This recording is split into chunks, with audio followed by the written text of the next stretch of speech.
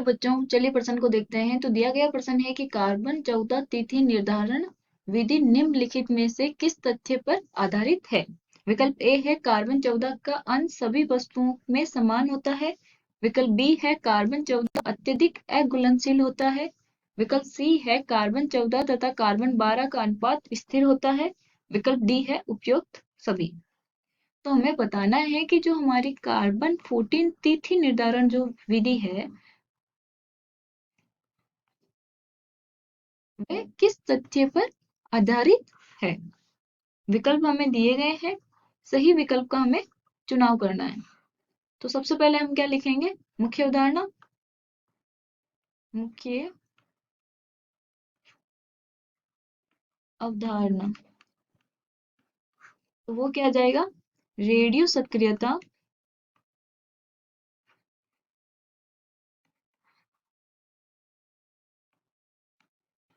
के अनुप्रयोग। तो हमें पता होना चाहिए कि रेडियो सक्रियता होती क्या है और उसके अनुप्रयोग क्या क्या है। तो जैसे ही जो हमारा कार्बन 14 तिथि निर्धारण है वो हमारे रेडियो सक्रियता पर ही निर्धारित है। तो अब चलिए हम देखते हैं कि ये कैसा होता है। इसमें हमारा जो कार्बन है 614 ये है हमारा कार्बन का समस्थानिक, कार्बन का समस्थानिक।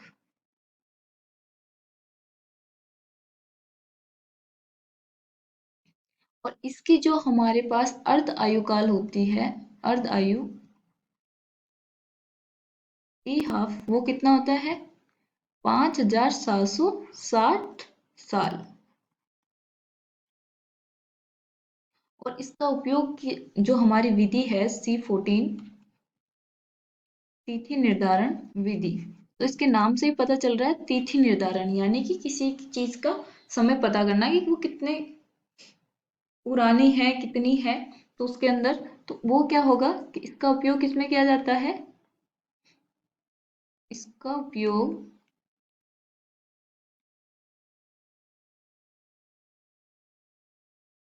कोस्ट या हम बोल सकते हैं ट्री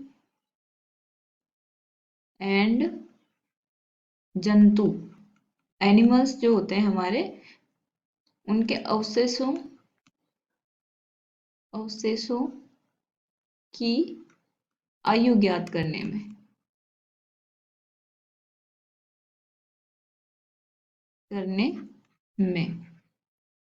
तो इसमें एक हमारे पास फॉर्मूला होता है, वो होता है 2.303 बटा के log n नॉट बटा n,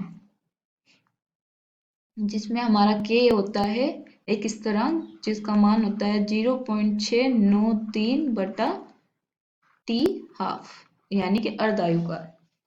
ठीक है, अब हमारे पास n नॉट बाई n है। तो n नॉट क्या होता है,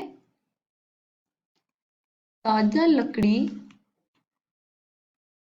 में C14 व C12 का प्रारंभिक अनुपात।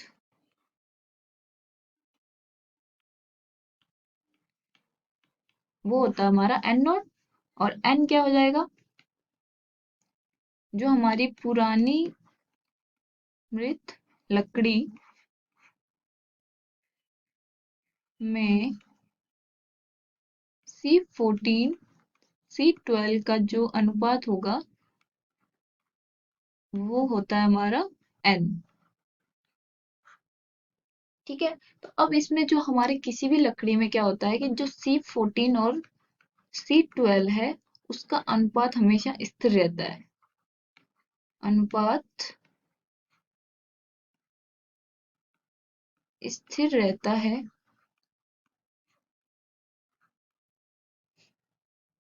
मतलब रेडियो एक्टिविटी तो जो हमारी सक्रियता है वो तो कम होगी, लेकिन जो हमारे C14 और C12 का जो अनुपात है वो किसी भी टाइम पर वो समान रहेगी। तो अब देखिए हमें विकल्प क्या दे रखे हैं कि कार्बन 14 का अंश सभी वस्तुओं में समान रूप से होता है, नहीं, हर किसी अलग में अलग कार्बन हो सकता है, कितना परसेंट हो वो उस पे उसकी जो गुणधर्म है उस पे निर्भर करेगा।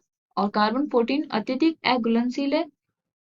कार्बन 14 अत्यधिक अघुलनशील नहीं है, अघुलनशील है लेकिन अत्यधिक नहीं है, थोड़ी बहुत घुलती है, तो ये भी गलत।